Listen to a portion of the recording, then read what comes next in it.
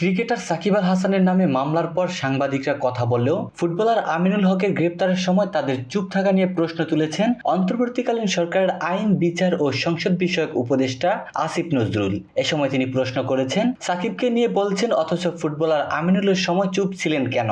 সচিবালয়ের নিজ দপ্তরে সাংবাদিকদের সাথে আলাপকালে তিনি এই প্রশ্ন করেন। সাকিব আল হাসানের বিরুদ্ধে একটি হত্যা মামলা হয়েছে, এ নিয়ে দেশ বিদেশে আলোচনা হচ্ছে। বিষয়টি আপনাদের নজরে এসেছে কিনা সাংবাদিকের এমন প্রশ্নে আসিফ নজরুল বলেন, এটাও তো আওয়ামী লীগই শুরু করেছিল। সাকিব তো বাংলাদেশ রাষ্ট্রের জন্য কিছু বয়ে আনেনি, সে নিজে অনেক কিছুই অর্জন করেছে। ফুটবলার আমিনুল হক বাংলাদেশের জন্য পুরস্কার বয়ে এনেছিলেন, জাতীয় দলের ক্যাপ্টেন ছিলেন। আমিনুলকে যেভাবে অত্যাচার করা হয়েছিল, আপনারা কি সেটার প্রশ্ন তুলেছেন?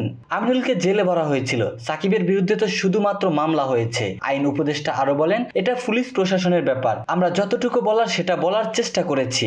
মামলা হওয়া মানেই তো গ্রেপ্তার হওয়া নয়। আমার বিশ্বাস আমাদের স্বরাষ্ট্র মন্ত্রণালয় থেকে উদ্যোগ নেওয়া হবে যেন কেউ অতি উৎসাহী হয়ে গ্রেপ্তার করতে না যায়। এ সময় তিনি আরো বলেন, আমি আশা করি সাকিব গ্রেপ্তার হবেন না। আমি যতদূর জানি আমাদের পুলিশ বাহিনীকে একটা নির্দেশনা দেওয়া হয়েছে।